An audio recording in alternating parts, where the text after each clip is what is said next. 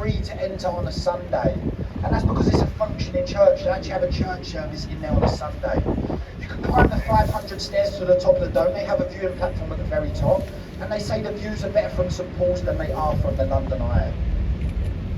Ladies and gentlemen, once we're clear of Millennium Footbridge, this was built in the year 2000 and opened by our late Queen. You're going to see this red brick building in front of St Paul's, and this is the new City of London School for Boys. Although it's the new school, many greats have been here over the years, just to name a few politicians and actors: Boris Johnson, and also Daniel Radcliffe, better known as Harry Potter. But if you see the price of that school, if you see how much it costs, you'd also want your child to leave with magic powers. And now, ladies and gentlemen, over here on the left-hand side, you're going to see the old Bankside Power Station. In recent years, this is now a modern art gallery. It's called the Tate Modern, and as the words say at the top, Tate Modern, free and open to all. So it's actually free to enter, so if you're into modern art, it's well worth a visit.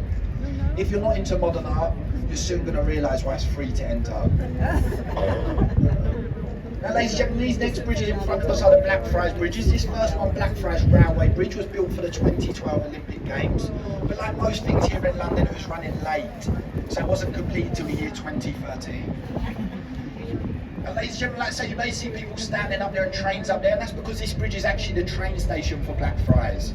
And all across the roof here, these are actually solar panels. And this, ladies and gentlemen, when we're between the bridges, both sides of the boat, you're going to notice the old red pillars. These red pillars used to house the old railway bridge, but that's when steam trains used to come into London. But with modern trains being longer and heavier, a new modern bridge was required.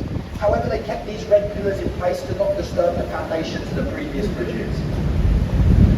This next bridge is Blackfriars Road Bridge, and some people say this is where the river water meets the sea water. So as we approach this bridge, on the stone columns there, at the top of the stone columns, we can see seagoing birds carved into the stone. But on the upper side of the bridge, they're inland river birds. So seagoing birds this side, inland river birds this upper side, and that's just to represent this part of the River Thames when they say the river water meets the sea water.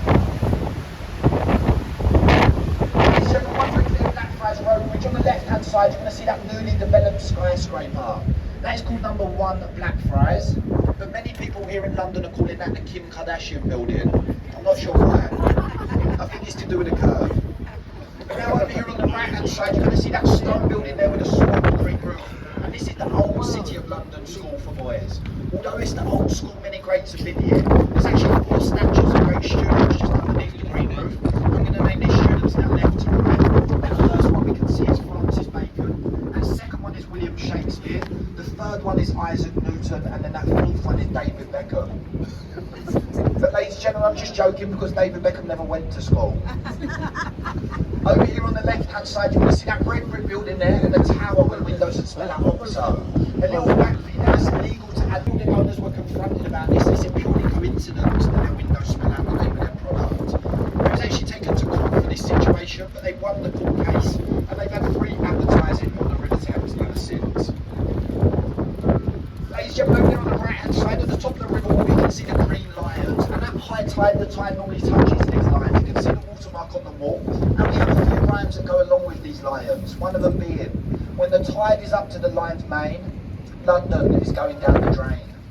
But mine and the captain's favourite one, when the lions are drinking, London is sinking. And when the lions are ducked, London is flooded.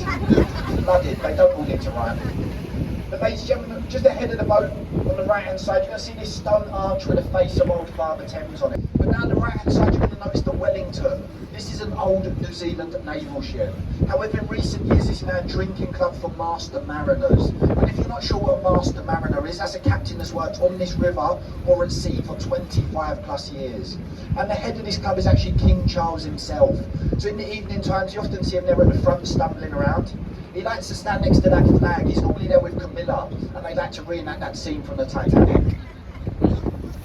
But ladies and gentlemen, again on the right hand side, you're going to see the black and white barge here, the St Catherine. And this is not in London. They kind of much of a fancy one. But if Harry and Meghan are visiting, we just put them on that one. It's the old spare one.